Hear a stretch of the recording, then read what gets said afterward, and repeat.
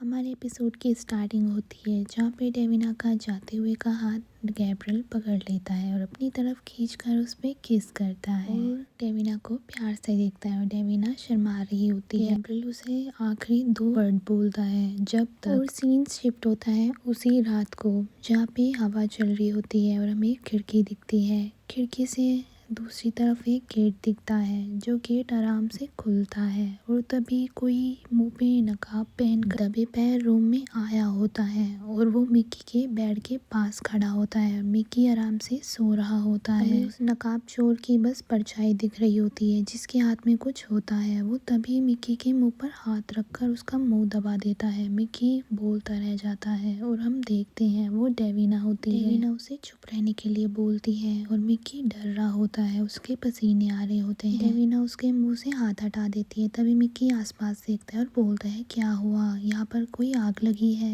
ये सुनकर डेविना बोलती है हम यहाँ से जा रहे हैं। डेविना इशारा करती है उसके बेड पर रखे कपड़े और कुछ जूते।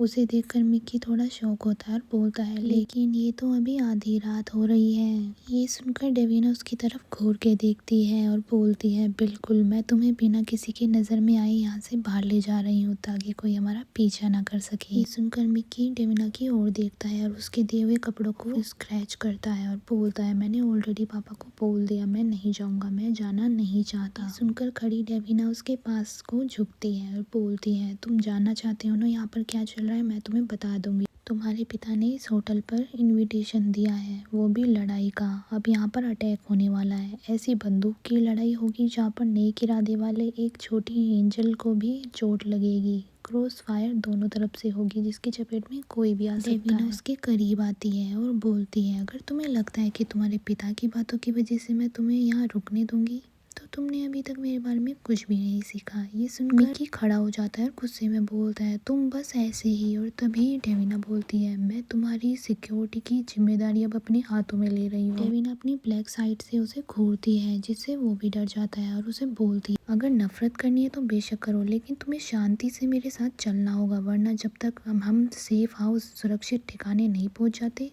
तब तक के लिए मैं तुम्हें सुला दूंगी। क्या तुम्हें मंजूर है? और वो खड़ी हो जाती है और उसकी ओर देखती है। सुनकर मिक्की थोड़ा घबराया होता है, उसे घूर कर देखता है और बोलता है तुम भी मेरे पापा की तरह डरावनी हो। मिक्की उसके साथ जाने लगता है। तभी डेविना उसको आगे करती है और बोलती है थोड़ा जल्दी चलो, हम सीढ़ियों से नीचे चलेंगे। दूसरी ओर हमें गैब्रियल दिखता है कमरे से बाहर जाता हुआ, जैसे वो भी ये सब देख रहा हो। डेविना उसे थम्स अप करती है और गैब्रियल उसे दूर से देख रहा होता है। दोनों एक दूसरे को गुड बाय कर रहे होते हैं, शायद ही उनकी आखिरी मुलाकात हो। फाइनली डेविना अपने मकसद में कामयाब होती है। वो मिक्की का हाथ पकड़कर मेन गेट से होते हुए घर से बाहर निकल जाती है और सीन शिफ्ट होता है गैब्रियल के पास जहाँ पर बहुत सारे लोग होते हैं। उसी दिन के बाद का हमें सीन दिखाया जाता है जहाँ पर निको बोलता है किसी भी तरह की दखल अंदाजी बर्दाश्त नहीं कर सकते। ये सुनकर गैब्रियल बोलता है मैंने दूसरे अपराध वाले क्राइम फैमिलियों से भी बात की है, वे फिलहाल इस मामले से बाहर रह रही हैं। और दूसरी ओर से आवाज आती है बॉस। तभी हम एडम को देखते हैं जो लैपटॉप में कुछ कर रहा होता है और वो बोलता है गैब्रियल को इसे देखिए। निको और गैब्रियल लैपटॉप में देखने लगते हैं। एक आदमी दिखाया जाता है कैप और कोट के साथ एक सूटकेस लेकर लॉबी में आ रहा होता है और ये सब हम सिक्योरिटी कैमरे में देख रहे होते हैं जिसे डेविना ने हैक करके गैब्रियल को दिया। यहाँ पर एडम बोलता है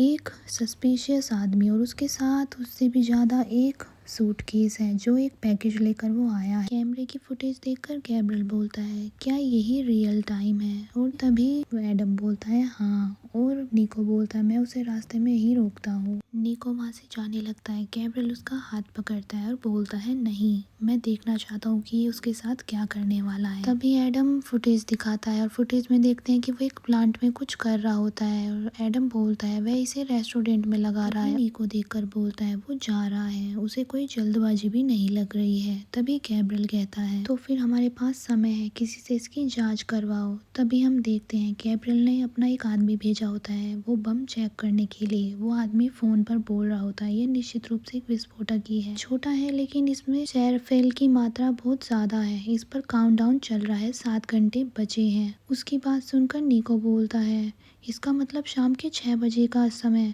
तभी पीछे से एडम घबरा कर बोलता है वो समय तो शाम उनके खाने का होता है। कर गैब्रियल को बहुत गुस्सा होता है और उसका माफिया वाला मोड दिखता है। वो बोलता है मिक्की के साथ, और तभी निको आकर अपना सर पकड़ता है और उसे पसीने आ रहे होते हैं और वो बोलता है वे लोग अब कोलेटरल डैमेज मतलब आम लोगों के नुकसान को कम करने का नाटक तक नहीं कर रहे। 7 घंटे का समय बहुत होता है, हम इसे शहर के बाहर ले जा सकते हैं या नदी में डुबो सकते हैं। गैब्रियल बोलता है इसे फटने दो। ये सुनकर निको भी चौंक जाता है और उससे बोलता है तुम क्या। तभी गैब्रियल बोलता है होटल मैनेजर को जाके इन्फॉर्म करो सावधानी से, ताकि किसी को पता न चले, सबको उस जगह से दूर रखो। गैब्रियल आगे सोच के कहता है विस्फोटक होने दो जैसे कि हमने प्लान किया था। एडम कहता है लेकिन क्या मॉब मतलब गैंग के लोग को शक नहीं होगा जब डिनर के समय डाइनिंग रूम खाली होगा। गैब्रियल कहता है धमाके के वक्त वे खुद इतना करीब रहने का जोखिम नहीं उठाएंगे। लेविग्ने के लोग धमाके के तुरंत बाद अंदर घुसेंगे जब उन्हें लगेगा कि स्थिति उनके कंट्रोल में है। पुलिस के पहुंचने से पहले वे हमें पूरी तरह खत्म करने की कोशिश करेंगे। और तभी गैब्रियल एक बहुत डरावना फेस बनाता है और बोलता है हंसता हुआ उसी वक्त हम उन्हें खत्म करेंगे। और सब लोगों से कहता है गैब्रियल सब लोग इकट्ठे हो जाओ, लेविग्ने की फौज आज रात हमला करने वाली है। सीन शिफ्ट होता है सुंदर सी जगह जहाँ पर मिक्की साइकिल चला रहा होता है थका हुआ और बोलता है हम कार से क्यों नहीं जा रहे, जबकि डेविना बड़े प्यार से साइकिल आगे भगा रही होती है, साथ में ब्रेड भी लेकर जा रही होती है और बोलती है उसमें हम आसानी से नजर आ सकते हैं सबको, लोग जानते हैं तुम्हारे पिता की कार कैसी दिखती है और हमें नहीं पता शहर में उस गैंग के जासूस और खबरची कहाँ कहाँ फैले हुए हैं। सुनकर मिक्की बोलता है मुझे ये मामूली और घटिया कपड़े पहनाने की क्या जरूरत पड़ गई। तभी डेविना बोलती है सूट पहनकर तुम असहज महसूस कर रहे थे, तुम्हें दिक्कत हो रही की। बोलता है बहुत भद्दा मुंह बनाकर मैं इसमें भी अनकंफर्टेबल फील नहीं कर रहा हूँ। ये सुनकर डेविना टेढ़ी नजर से पीछे की ओर देखकर उसे बोलती है इसे एक भेस समझो, इसे हुलिये में कोई भी अंदाजा नहीं लगा पाएगा कि तुम एक एंजलिनी हो। तभी मिक्की बोलता है इसे इस तरह मत कहो जैसे कि ये बहुत अच्छी बात हो। ये सुनकर डेविना उसकी तरफ स्माइल करके कहती है हाँ ये इतना भी बुरा नहीं है ना, साइकिल चलाने के लिए कितना प्यारा दिन है। और वो सेफ हाउस भी नदी के किनारे एक सुंदर छोटा सा कॉटेज है, सोचो हम वहाँ कितनी शांति से पक्षियों को देख सकेंगे, वहाँ ढेरों बत्तखें होंगी। तभी मिक्की अपनी साइकिल पैर से घसीट कर रोकता है और सर नीचे झुका लेता है, उदास होकर कहने लगता है जब पापा अपनी जान के लिए लड़ रहे हैं तो मैं पक्षियों को देखने के बारे में कैसे सोच सकता हूँ। तभी डेविना उसे देखती है और वो भी दुखी मन से बोलती है इस वक्त सुरक्षित रहना ही तुम्हारे लिए सबसे बेहतर चीज है जो तुम उनके लिए कर सकते हो। ये सुनकर वो उसकी ओर देखता है और कहने लगता है और उसका क्या जो मेरे लिए सबसे बेहतर है, मेरे लिए इकलौती सुरक्षित जगह सिर्फ पापा के पास है। तभी हमारा सीन शिफ्ट होता है गैब्रियल के पास। गैब्रियल अपने फोन में कुछ देख रहा होता है और जबकि वेल और सारे बाकी लोग बंदूक चेक कर रहे होते हैं और वो अपने फोन में कुछ लोकेशन देख रहा होता है जिसमें मिक्की की डग दिख रही होती है कि वो कितनी दूर है। उसे देखकर वो कुछ सोच रहा होता है कि वो हमसे कितनी दूर है। तभी हम देखते हैं वहाँ पर कैसल आता है। कैसल आकर बोलता है समय करीब आ गया है। तभी गैब्रियल करके प्रतिक्रिया देता है। कैसल बोलता है क्या आपको मौका मिलते ही मिक्की को यहाँ से बाहर नहीं निकाल देना चाहिए था। ये सुनकर गैब्रियल बोलता है निकाल दिया है, वह डेविना के साथ है। ये सुनकर कैसल सोचता है और बोलता है ओ हाँ वो नैनी, उम्मीद है कि वो ज्यादा पास नहीं होंगे, बम की वजह से आसपास की चीजों में धमाके हो सकते हैं और मैं नहीं चाहूंगा कि। इतना सुनते ही गैब्रियल उसके कंधे पर जोर से हाथ रखता है जिसे देखकर कैसल भी घबरा जाता है और उसे पसीने आने लगते हैं। और गैब्रियल कहता है मैं तुम्हारी चिंता की कद्र करता हूँ लेकिन वो सब सेफ है। गैब्रियल टेबल पर रखा नीचे मैप पे इशारा करता है और बोलता है कैसल को कि तुम अपना ध्यान अब काम पर लगाओ, जब वक्त आए मुझे तुम गैराज के